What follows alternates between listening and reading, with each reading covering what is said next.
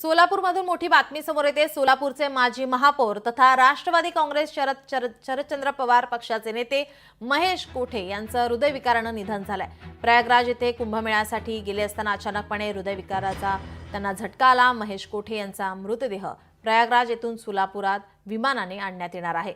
शरद पवार यांच्या विश्वासातील नेते म्हणून महेश कोठे यांची ओळख आहे। सोलापूर जिल्ह्यातील ज्येष्ठ राजकीय नेते म्हणून महेश कोठे यांची ओळख होती।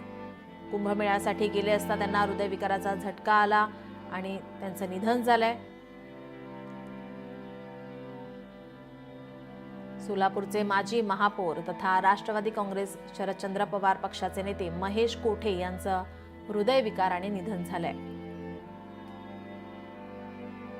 आपले प्रतिनिधी वसीम अत्तर आपल्यासोबत फोन लाईन वरून जोडलेले आहेत। वसीम, काय अधिकची माहिती?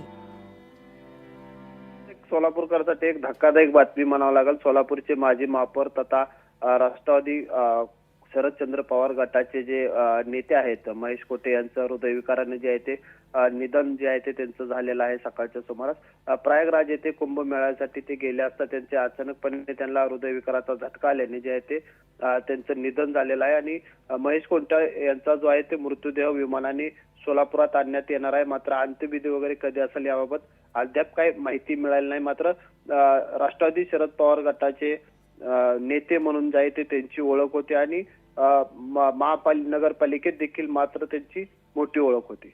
त्यांचं पार्थिव सोलापूरमध्ये आणल्यानंतर काही या ठिकाणी अंत्ययात्रा निघणार आहे का, त्या संदर्भात काय माहिती मिळते? निश्चितच त्यांचे पार्थिव सोलापुरात आल्यानंतर अंत्ययात्रा निघेल। मात्र त्याबाबत अद्याप त्यांच्या कुटुंबांकडून जे आहे ते याबाबत काही माहिती आलेली नाही। जी, धन्यवाद वसीम आपण दिलेल्या माहितीसाठी।